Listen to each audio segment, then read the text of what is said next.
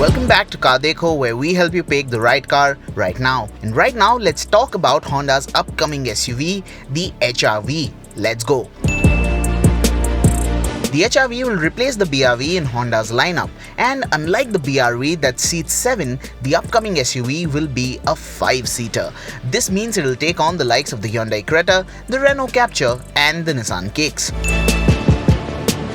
As far as size is concerned, it is what you'd expect from a compact SUV. It's not mega in any manner, but it is longer compared to the Creta and the Captur. But it is shorter and narrower too. Take a look.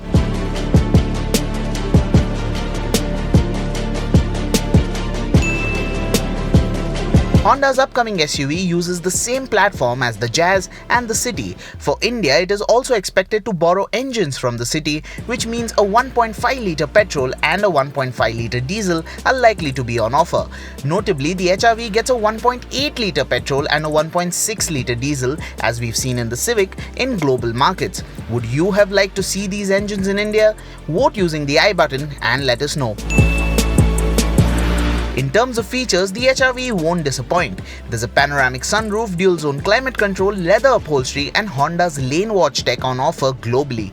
We don't expect Honda to drastically change the feature list for India. The HRV is expected to be launched either in late 2019 or early 2020. We're expecting Honda to price the HRV at a premium, with prices starting around the 10 lakh rupee mark and topping out at around 15 lakh rupees.